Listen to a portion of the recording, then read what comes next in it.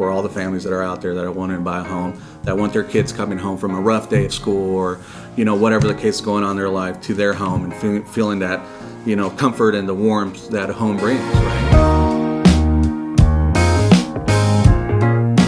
Hey guys, John McClellan here, Regional Director for Submarine Lending here in Central Texas. We've got a new little segments we're going to be doing. It's introducing the loan officers with our region and letting them talk about themselves a little bit, about their personal lives, where they came from, and what they love about the mortgage business. And the first person we're going to be interviewing today is Nate Beita, one of my favorite loan officers, a good friend of mine. Nate, how are you doing? Fantastic. Good, man. I'm glad you came in for this. You put a jacket on for me and everything. I know. Got to get all ready for the camera. Yeah. Well, you dress up very, very well. Well, thank you. Tell us a little bit about yourself, Nate. All right, John. Well, I started in the mortgage business in 2005. At the time where there was a lot of people buying homes. Everybody was excited about the lower rates, getting out of the 8s and 7s into the low 6s and 5s. And so, it's like, man, let's get this going. And then little did I know, 3 years later, it was going to change. And were you working for the big banks at that point? I was working for the big banks. We won't say who they are, but no, we'll keep that off record. And those were definitely challenging times. Obviously I learned a lot about the market, given the ups and downs that we went through. And it helped me prepare myself. So, those were all really good things I took away from that time. And now so fast forward, you got married. Married. I was at your wedding. How long ago was that again? Oh, that was 4 years ago? My wife would be, you better know what this is. Yeah. It's been 3 years. It's been 3 years that you've been married, and then recently y'all had a little baby boy. We just had our baby boy. So now you got a boy and a girl. Now I have a boy. I have a 17-year-old daughter.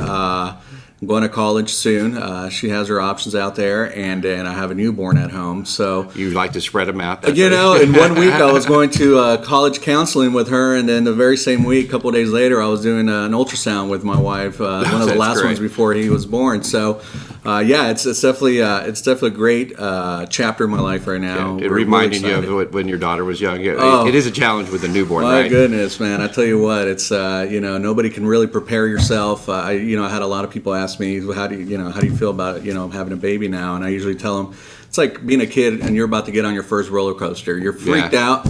You're in the line. You don't want to be the one that gets out of line scared because everybody is doing it.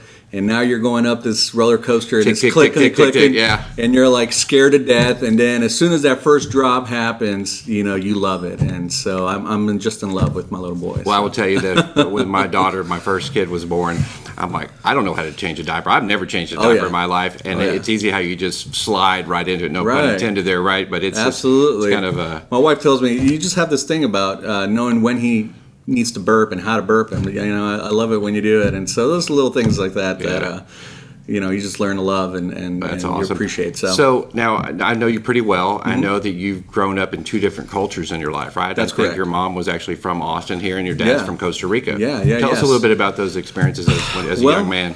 My mom's third, fourth generation Austinite. This is back when 7th Street in Pleasant Valley was the suburbs of Austin. They had their little house, which, by the way, I drove by it the other day, and it's now being converted into a multi-unit property, completely different, of course. I had to drive by the street again, to figure out if that was a house or not, because it's all redone. Like all of Austin being right, redone. Pretty much. It's interesting. So obviously, she met my dad here in school, and my dad's from Costa Rica, 100% Costa Rican, came to the U.S. As an immigrant, seeking a better life, seeking his studies in school. They met here. He ended up being a pastor, so I'm a pastor's kid. Nice. And I definitely fit. Explains a lot. Yeah, I definitely make sure I fit every stereotype there is about a pastor's kid or a PK out there. So being on a little wild, but. So his work took him back to Costa Rica when I was about 6 years old. Little did I know that living for the remaining 10 years there after was going to have such a big impact in my life. That's a huge change in culture. Oh my goodness! Right from Austin, Texas to Costa Rica. I mean, just from now, this is a big city or is it rural? Costa Rica? The biggest city down there, San Jose, right? Yeah. So it's not like we're out in the jungle or anything like that. But it was just completely. I just picture you in a loincloth or something. Right, just doing a Tarzan shout. No, actually, it's just a different mindset. It's a different culture. It's a different upbringing. learning the culture, learning the language. It was a really good experience for that time of my life, and such a young adult, young kid to a young adulthood. Coming back to Austin when I was, finishing high school, at that point I still didn't know how much value I was going to take away from living in Costa Rica at the time and learning the Spanish language fluently and all that. And two different cultures, right? Learning how to balance that, yeah, right? Absolutely. Being empathetic to both sides. Absolutely. So after that, I, decided to join the military. Okay. And this is right out of high school, you decided? Right. So I did some time in college, kind of one of those, I need a break. Right? Yeah. My dad, ever since I was little, and I don't know if this is because he was born in Costa Rica and he wasn't able to serve in the military, he always had this idea that, we should have the duty and responsibility to, somehow pay back in some formal way for all the opportunities this country has given us and all the benefits and all that. And what better way than serve in the military? And he's always installed that idea in my mind. And I've always brushed it off. I was like, I'm not a military, type. I'm a little, this is not military material, put it that way, right? And it got to the point where, I was in that cross path of what am I going to do? And I made a decision that ultimately I needed to serve. And so you joined the Navy. I joined the Navy. And you were on a submarine for 4 years. I joined the Navy, and at the time I was studying for my business degree. So I remember talking to the recruiter and telling him I want to do something that's related to what I'm trying to get my degree in. And I get to boot camp, and a couple of big tattooed up old salty sailors come in and call me out, and they said, hey, the nuclear submarine service force is a volunteer service, so we're going to volunteer you into it. Oh, so the volunteer service. Yeah, so the volunteer factor. They rushed you to the next round, right? Yeah, exactly. So, and actually that was probably one of the biggest blessings of my life. It was, it's a whole aspect. Isn't it funny how some of the biggest blessings at the time they happen, that you're like, why is this happening to me? Right. I didn't choose this and this and that. So, and it happened to turn out to be exactly what I needed, and I wouldn't have it any other way. So what were some of your duties on the submarine? Okay. And it's 4 years on a sub, right? Right. I was 4 years. I was in a nuclear fast attack Los Angeles class USS Greenville, SSN 772. I was part of the supply department, logistics. So a lot of the procurement was handled, ordering, whatever we needed from a gasket to a Tomahawk missile. I mean, we did that. But then underway is where I found my true passion. Whenever we hit, deployment, or whenever we left, base, that's where I actually would drive the submarine. I was a helmsman, and the first time I put hands on a helm.